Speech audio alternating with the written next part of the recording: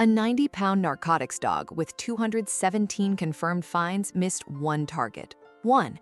The department retired him the following week. His handler sat through the entire meeting without saying a single word. Then he drove home, and the next morning at 8:43 a.m., he submitted his resignation. 2 sentences, no explanation. What he did next shocked everyone who knew him. A 90-pound black German Shepherd named Diesel had one job, one purpose, one reason to exist. He had never failed, not once, not in 4 years, 11 months, and 16 days of active canine narcotics duty, until the night everything fell apart, and the system that built him decided he was broken. What happened in that warehouse at 2:47 a.m. will make you question everything you think you know about loyalty, failure, and what it means to truly stand by someone. Diesel wasn't just any canine. He was the kind of dog that made rookies stop and stare. Jet black from nose to tail, 90 pounds of pure muscle and discipline, with ears that stood like radar towers and eyes that missed absolutely nothing. His handler, Officer Marcus Cole, 34, 9 years on the force, used to say Diesel didn't sniff for drugs, he smelled the truth.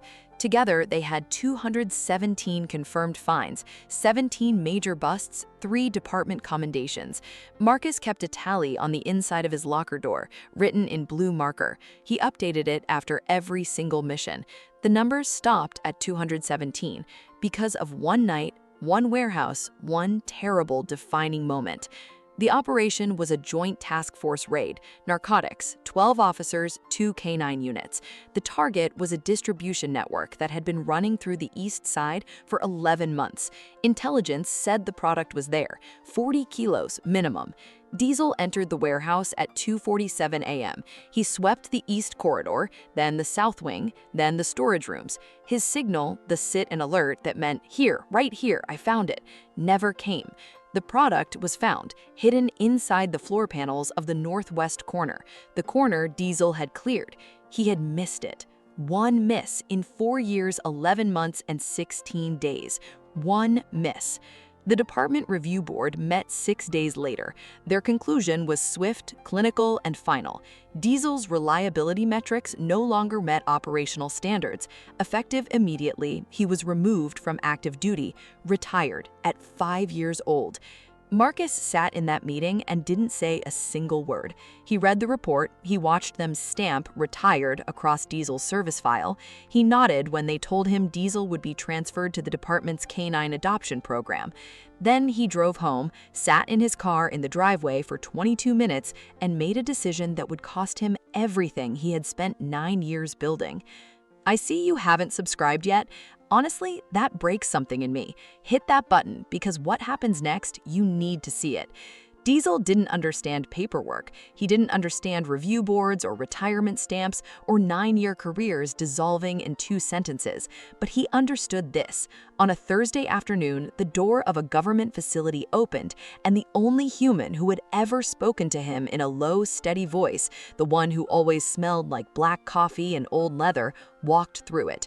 Diesel didn't bark, didn't junk. He walked straight to Marcus, pressed his massive black head against his chest, and stood completely still for 41 seconds. Marcus didn't move either. He just put one hand on Diesel's neck and closed his eyes. 41 seconds. That was the entire reunion. That was enough. The first week at Marcus's house was an adjustment.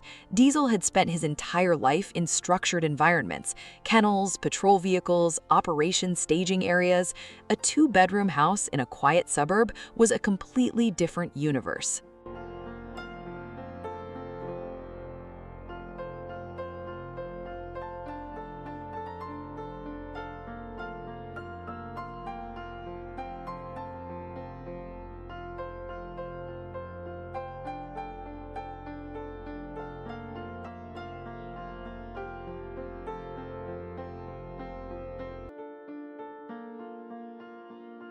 He spent the first night walking the perimeter of every room, methodically, corner to corner, not anxious, working.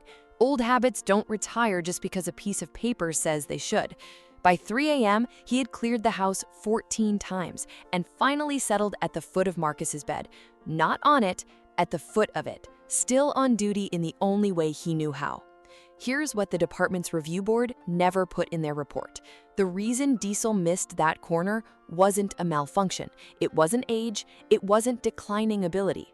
The veterinary examination Marcus paid for out of pocket, $412, revealed a partial blockage in Diesel's left nasal passage, a small growth, benign, almost certainly present for months, undetected, untreated, because nobody checked. Nobody asked if the dog was hurting. They just kept sending him in. The system that discarded him for one failure had been quietly failing him for months. Some stories are too important to stay quiet, the kind that deserve to be seen by every person who has ever been written off too soon. Diesel had surgery 8 weeks after Marcus took him home. Recovery took 3 weeks. Marcus slept on the kitchen floor the first 2 nights, not because there was nowhere else to sleep, but because Diesel was restless, and Marcus refused to let him wake up alone in the dark. Today, Diesel is 6 years old. He runs every morning at 6:15 a.m., always 6:15, never earlier, never later, because some habits are written into bone. He still clears the house before bed. He still sits in the passenger seat like he owns it, ears up, watching the road like there's somewhere important to be. Marcus works private security consulting now. Different hours, quieter. He doesn't keep a tally anymore. He doesn't need one. The system called Diesel a failure, stamped his file, moved on. One man disagreed.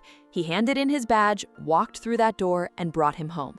Because real loyalty doesn't clock out. It doesn't read review reports or count missed fines. It shows up at 8:43 in the morning and writes 2 sentences, and it means every word. Diesel wasn't broken. He was just waiting for someone to finally ask the right question. The ones the system discards are often the ones worth fighting for the hardest. Don't forget that. Was Diesel failed by the system, or did the system simply do what systems always do? Tell me in the comments. And if you've ever stood by someone, human or animal, that the world gave up on, I want to hear your story below.